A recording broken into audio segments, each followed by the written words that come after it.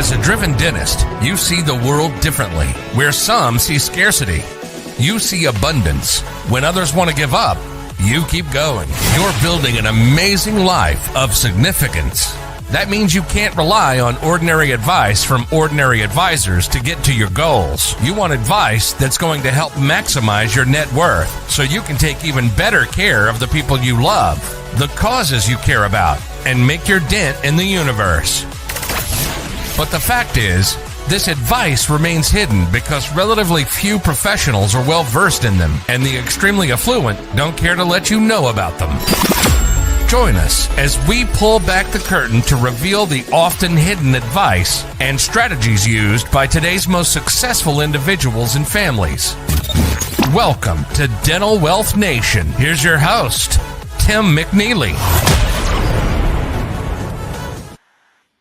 Hey, welcome everyone. I am so excited that you are here with us tonight. And I'm excited because we're going to be talking about something that matters to me, that matters to my friend Morris, who's our guest tonight. But we're going to be talking about how you can have an even bigger impact on the causes that matter. And really, philanthropy is so important. We're going to cover some strategic gifting strategies that you can use. But more importantly, you're going to hear how to put this in action. That's why I asked Morris to be here with us tonight. Morris has a major heart of gold. He has a heart of service. He loves making a difference out there.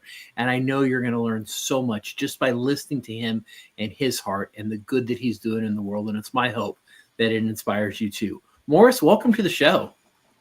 Thank you so much, Tim. Thank you for having me. And I'm super honored and humbled to be here with you tonight. Yeah, man. I can't think of a better topic. And so, I've had a chance to get to know you quite well over the last couple of years. But for those who don't know you, what should they know about Morris? And what should they know about Safari and Smiles and the different organizations that you're involved with? So my name is Morris Mugo. I was born and raised in a small village in eastern Kenya. And this place is called Meru. If you have been to Kenya, you probably know about Mount Kenya. So this is around the slopes of Mount Kenya. I am currently a dental hygienist working in Washington, D.C. metropolitan area. I do practice in Virginia, Maryland, and D.C. And in addition to that, I am the founder of Safari and Smiles, which is a nonprofit organization that focus on giving back to people and communities that in Africa cannot really afford to go to the dentist or afford dental care. And that is our major focus, while helping our volunteers or our guests cross off major bucket list safaris in Africa. Wow. So how did this even get started, right? Where did this dream of Safari and Smiles even start from? So, growing up in Kenya, I experienced the need for dental care firsthand. And growing up in a little village where, like, for hundreds and hundreds of miles, we didn't have a dentist, and having a lot of dental issues myself, I kind of knew there's a big need there. And then when I came to the States and I got into dentistry, right away I knew the right thing to do was to get back and help and educate as many people as possible about their oral health, and not just educate them, but help those who are in pain, because there's a lot of people that are in pain and they really don't know what to do or where to go. And briefly, I went to the University of Masai Mara in Kenya, which is like in one of the most known places for safaris. So on the weekends, I would volunteer. I was in the Wildlife and Safari Club in the university, and I would volunteer to go work with tourists and show them Masai Mara and all that. And I saw how much the people are enjoying. Like a lot of people saying this was their bucket list safari. They've been planning it for 20, 15 years, 30 years. So just seeing the sheer excitement on their faces, I knew like it meant a lot to them. And so when I got into dentistry and I'm working with the patients, sometimes our conversation with patients via, of course, to where I'm coming from or where my home country is. And when I tell them Kenya, they were all excited and they would say that it's on their list to visit or they have been there. And I knew it's the same for other dental professionals. So the dentists I'm working with, my colleagues, everybody has super loving heart. They want to help. So to me, in 2020, during COVID, we at home, nobody's working. I'm seeing all these beautiful pictures from back home of these animals, and I was sharing them on my page, in my dental page, and everybody was like, "Oh, we'd love to go and see this after COVID." And I right away saw an opportunity for them to not only visit and cross off a bucket list safari, but also to help people back home. I would get a lot of calls, a lot of time from people asking me about dental advice. What should I do with this? What should I do with this? So I saw a great opportunity to merge the two. So there are people here who really want to travel, close off a bucket list safari. There are people back home in Kenya, in Africa, who could use their expertise in dental field. So it was just a beautiful margin point for this idea. Hmm. Wow. Well, right. And I love how you blended those two things together. And that to me is really what strategic philanthropy can look like is when you start bringing together different areas to achieve a shared goal. So you're really able to combine two areas. And I think that's just so brilliant. And you do dental missions too on these trips, don't you?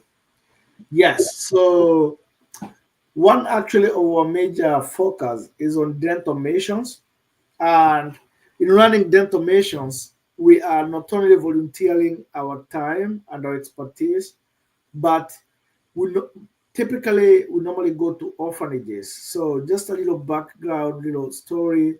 I have a personal soft spot for children's orphanages. Growing up in Africa as an orphan myself, I really have a really soft spot for orphanages. So, like previously, we've gone to orphanages in Kenya, in Egypt, and in Ghana. And in the dental mission, mostly we are looking to eradicate pain and to see patients on the spot and educate them. And we do this by doing dental extractions, we do fillings, and we are yet to do more extensive procedures like root canals or crowns. But mostly for now, we focus on extractions, fillings. We do some sealants on the kids, and we are working on getting more work done because it's sad because sometimes we have to turn some patients away because the scope of practice is limited. Wow. Now, with this, right, where are you getting the funds? How much government money? And this is a loaded question, right? How much is Right. the government helping doing this? Where are you getting the funds to do this?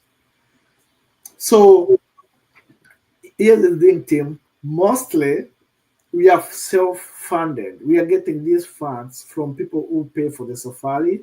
So for us being a non-profit, 501c3 corporation, once you pay for your safari, we are able to get our markup. We put actually this lowest markup ever for African safaris. Let's say, for example, a 10-day mid-range safari using mid-range safari lodges or safari camps. That safari should be easily be able to cost you around $7,000. But with our organization, we're able to subsidize it to around 3,500 or $4,000. And this is because we have a strategic collaboration with the lodges where we stay. We let them know that these are not ordinary tourists, these are people just also coming to help our people. So the little money we get from that, from the payment that you make, we're able to rent dental equipment. So which is our main, that's where most of our funds go is in renting this equipment as opposed to even buying ours. If we have ours, it will be much easier, but the government does not give us any money. We get, in matter of fact, I've heard some people in Kenyan government try to ask us for money. So for these measures, well, we don't even have enough money. So we rely 100% on donors and goodwill of the attendees or people not even attending. They have been able to give us some donations in materials. Like just a quick example right here behind me. I just received this donation from a wonderful company. It's called Pasco International. Oh, So I met them at a conference. They donated these wonderful tools. They're gonna help us do sealants for the kids in our next dental mission. So, and for them, if they like, this is a charitable donation, and this is just one small example of the support we get from people who are willing to, donate their money and time to help us.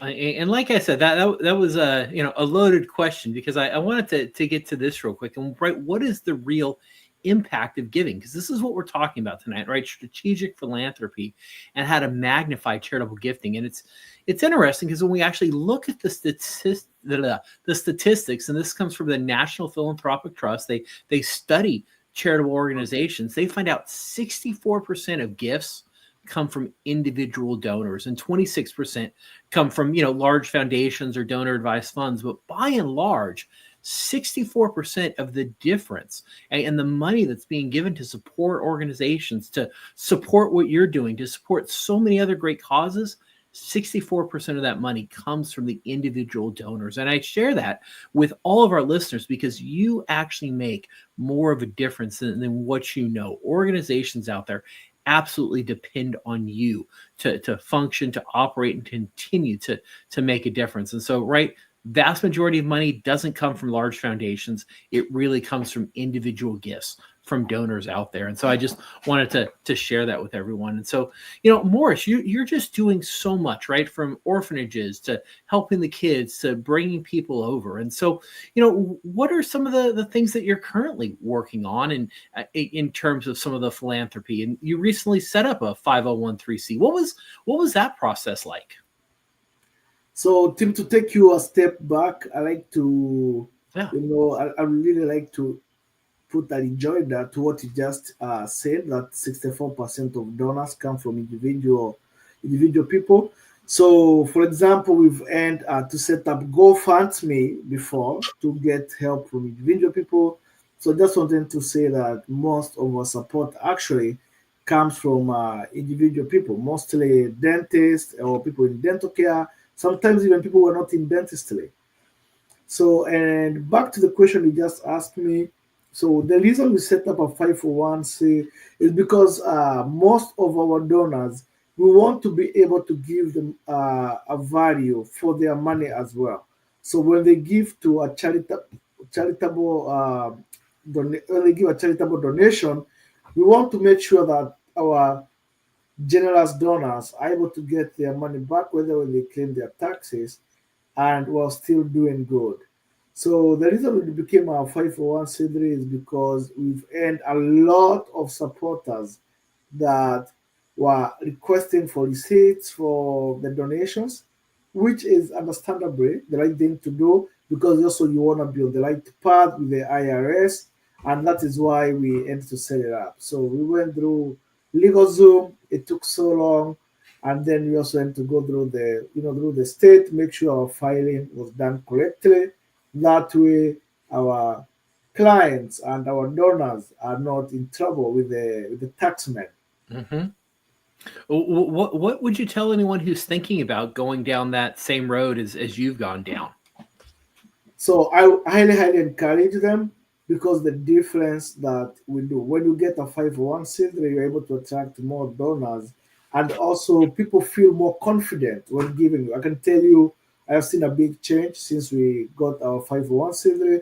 People are able to donate without fear of if this is a legitimate company or if it's a legitimate organization. And also, we do more impact. So there's more impact. The big picture is the impact. I'll give you an example for now. We are able to see over 200 kids in our visit that is coming up, and we have been able to see much more before. So, from the estimate, we have a trip coming up in May. We're estimating we're going to be able to see over 200 kids that could otherwise never ever have a chance to see a dentist their entire lives. That's amazing, Morris. Absolutely Thank right. you. What an impact to make, and I think you're hitting on another really important theme that we find with gifting, and I'll share this with everyone too. This is the idea of values based gifting, and so often we find that the philanthropic actions they're guided by some core personal or family beliefs or ethical principles, and in your case, right, you've really been driven by the environment you grew up in and wanting to go back and make that difference. And so I think that alignment piece is so important. And just like you mentioned, right, you're taking people on a once in a lifetime safari experience while they're getting to do good, right? It's having fun and doing good at the Right. same time. They don't have to be opposed to each other. They absolutely can be connected. And so what are some of the next things that you're working on, and what are some projects that you're working on with Safari and Smiles? So one of the big projects we are working on right now, we are in the process of acquiring our own dental units, because one of the biggest challenges that we have is when we go to these remote villages, we rent this equipment from some organization in Kenya, and we have ended the challenge of paying for these equipment, and they are broken down. We have dentists who cannot use them because they are broken down. We have people willing to work. We have people waiting in the line. So our next big project is trying to acquire our own mobile dental units. When I say a mobile dental unit, it's something the size of a briefcase that is like a carry-on that you can put in a plane. So with this one, we're able to see more patients, we're able to be more mobile. I want us to be able to go to even more remote places, not just the touristy places. So we are working on getting our own equipment, and eventually our dream is to be able to build a Safari and Smiles dental clinic in Africa where we're able to do something more sustainable. Although for now, we also want to give value to our clients. We're also increasing the number of educators. So when we do our trips, if you're coming on the trip, you're able to learn. We do continuing education classes. We can, for example, invite somebody like Tim and the wonderful work he's doing, educating people about their finances and how to, donate in a responsible way.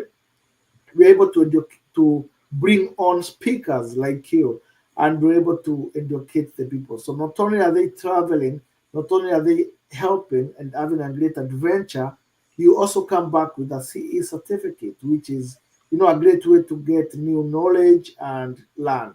So we're expanding on the kind of speakers we can bring to our programs, not just dental speakers, and we're also expanding on the number of people we can touch by having our own instruments. Yeah. Oh, I love that. So, what have been some of the challenges in trying to raise funds for your organization? Have you faced any significant hurdles? Yes, Tim, there's a lot of hurdles that we face. So the first one is mostly some people want to donate, but they also don't want to go on a safari, maybe because of health issues, or maybe if they have their own reasons for not wanting to go. So the main challenge is for us to be able to raise funds even from people who are not going on the safari. Hmm. Sometimes if you're going on the safari, it's automatic that you're donating to us because you're going to donate your time just by being there. And also some of the money you use to pay for the trip, we use it to fund the mission.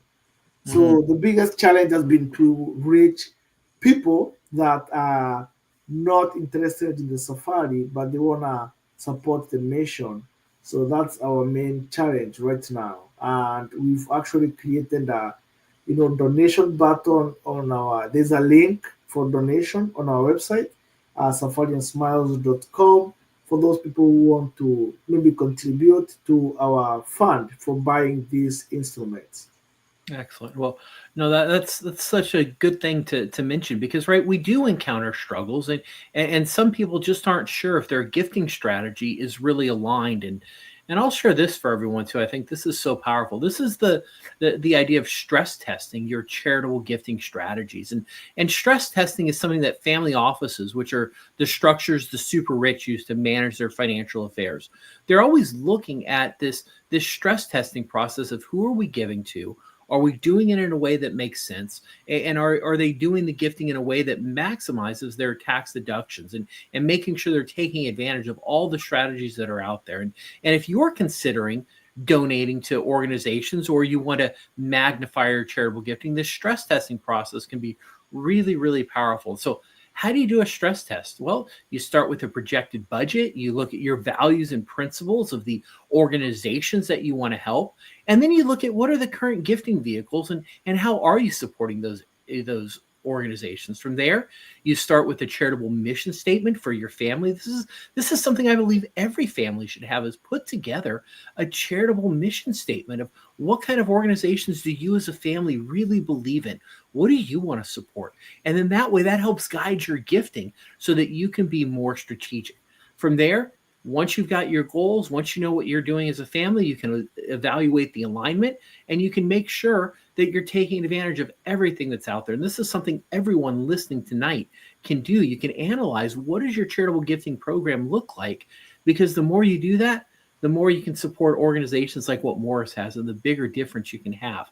But you've got to be strategic, not haphazard about this. And so that's some brief ideas on what you can do on the charitable gifting part. And so, Morris, what are you doing in terms of just kind of overall fundraising? How are you continuing to raise awareness about the great work that you're doing? So social media for now, and word of mouth as well. So we have a Facebook page, we have an Instagram page, we have LinkedIn page, and we are also, like going to conferences, meeting people one on one. Those are some of the ways we are raising awareness, and we are also using people who have been on our trip. Like, you've been on our trip, you've supported us before in our charitable mission. So by being in podcasts or shows like this, it helps us to spread the word. Excellent. Well, and if you haven't been on a Safaris and Smiles trip, I got to ask, why not? You need to get out there and do one immediately. My wife and I got to go on a trip last year with Morris and a group of amazing people led by our friend Laura Brenner. And it was just absolutely phenomenal. The connections, the friendships, the conversations, absolutely brilliant. And the experience was top notch, Morris. You do such an amazing job. And so, like I said, if you're listening and you haven't done this yet, you got to get out there and do this and see the impact that Morris is having and the impact that you can have too by helping other people. It's so powerful. And so, Morris, for people looking to get in touch with you and learn more, how can we find you? So you can find me on social media. My name is going to be there, Morris Mugo. Or you can also check us out on Instagram. We are also on LinkedIn as Morris Mugo. Or if you just check out safariandsmiles.com, if you are looking for a specific trip, you can find us there. And for people also interested in doing non-mission safari, but still supporting what we are doing, we do have another organization called Nesh Tours and Safaris that does trips across Africa. Excellent. Well, Morris, it's been a pleasure spending a little time with you, hearing your story, hearing the great work that you're doing. And before we sign off here, any closing thoughts for our audience or things you'd want to share with them? So first, I wanted to say, Tim, a big thank you to you for having me on your show. And not just that, but walking the talk. You went all the way to Africa with me. You showed me a lot of love, a lot of support. So a big shout out to you and Dr. Dana as well for our support as well. And also to our listeners, I just want to encourage them. If you have a heart for giving, just imagine how much impact we all could have together if we join our hands to support this kind of a cause. So most people do not realize that at least 27 diseases originate from the mouth. So, and a lot of people really here in the US have access to the dentist, but they still don't know this kind of information. So my first urge to you listeners is please, please, please go see your dentist. And here we are lucky, we can actually go see a dentist just a few miles from our homes.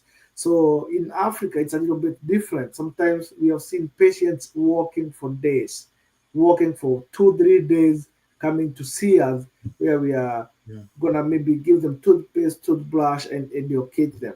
So if you like to give us some support, check out our website, and we all together can make a big impact. And thank you so much for tuning in tonight.